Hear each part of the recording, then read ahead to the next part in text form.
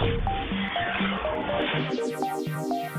I'm Rich Brown, Senior Editor for CNET. Today we're going to take a look at Apple's new 21.5-inch iMac. So this is the entry-level iMac from Apple's newly redesigned all-in-one line. It costs $12.99 and it has the 21.5-inch screen, a Core i5 CPU from Intel, 8 gigs of RAM, and a 1 terabyte standard hard drive. So probably the most interesting thing about this iMac is its new design. You can see here from the front, it actually looks like the old design, but when you turn it, you can see it has a very thin edge here coming out to a rounded display here in the back. Now, along with the new design, there's a few new features that are worth noting.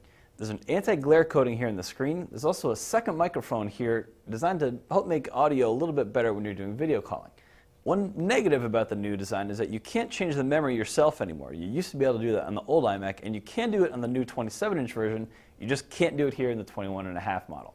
So in terms of its physical specs, along with those new features, you also get the same array of ports we've seen in previous iMacs. There's an audio jack here for a headphone that also works for digital audio output. There's also an SD card slot, 4 USB 3 ports, as well as a pair of Thunderbolt jacks for connecting monitors or other Thunderbolt-capable devices.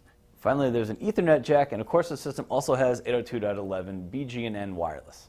Now for the display, it has a 1920 by 1080 resolution screen, as well as an IPS panel. Now that means you can view the screen from pretty much any angle without getting distortions in color or other image quality defects. And of course, as with previous iMacs, it also comes with Apple's wireless mouse and keyboard set. So in terms of its competition, this is a pretty fast computer relative to Windows PCs in the same price range. Now if you're looking at Windows 8 all-in-ones in the same price range, you get larger screens as well as more inputs, including HDMI in and out, which actually is pretty nice.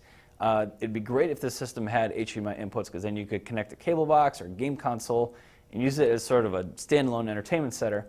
Now there are definitely people out there that either need or want OS X or might just like the look of this iMac. But for those of you that are OS agnostic and want the most hardware for your buck, I would probably recommend looking at the Windows side of the aisle. So I'm Rich Brown. This is Apple's new 21.5-inch iMac.